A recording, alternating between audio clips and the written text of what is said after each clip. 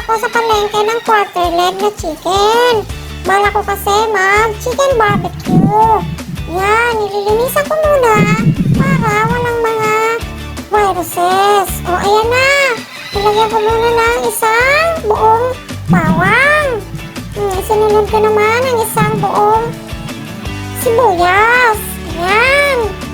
And susunod ko naman ang paminta. Ayan, sandamakmak na paminta na inilagay ko para masarap. Ayan, mahilig sa paminta ang aking mga junakis. Ayan naman, sinunod ko naman ang calamansi juice para pampasarap. Ayan, 10 calamansi ang nilagay ko para mas lasang-lasa ang calamansi. Ayan.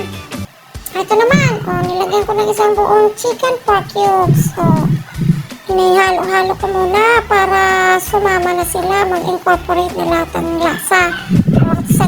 Isang Sprite, nilagyan ko na rin para mas lalong masarap. Ito nga pala ang tinatawag na Mabel's Barbecue. Tingnan nga natin mamaya kung anong lasa.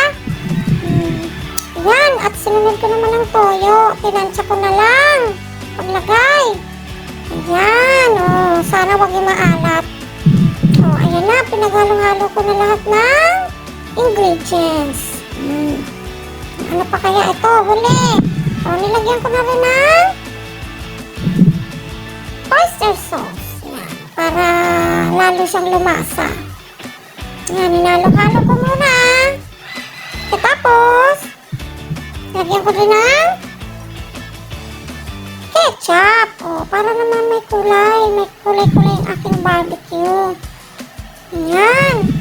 So, pagkatapos kong lagyan ng ketchup, syempre, ihalo-halo ko rin para manuot ang lasa sa bawat chicken quarter leg. Ayan.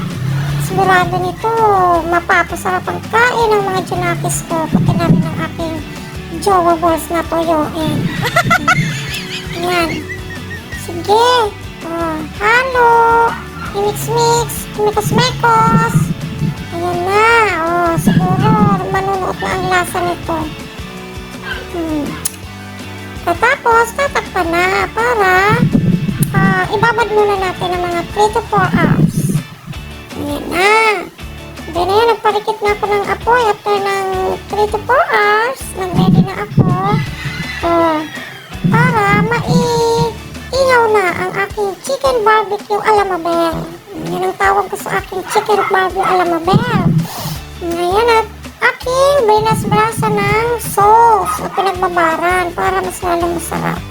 Meron na pala akong inihandang mga kasawan. Itong toyo na may kalamansi at sili. Ito naman si chili sauce. At ang huli, Mang Tomas. Mamimili na lang sila kung ano ang gusto nilang sausawan mamaya. Diba? Ayan na, malapit na maluto ang aking barbecue chicken a la Mabel. Ready na? Ayan na. Kaya lang medyo nasunog ng konti. Pero, tikman na natin. Ayan na. Tikman ko muna kung ano lasa.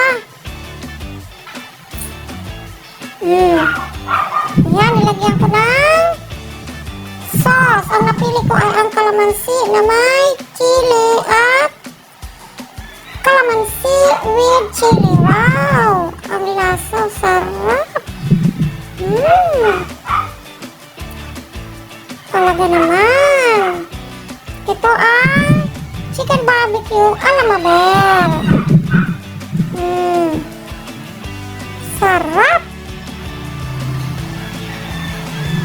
Diba?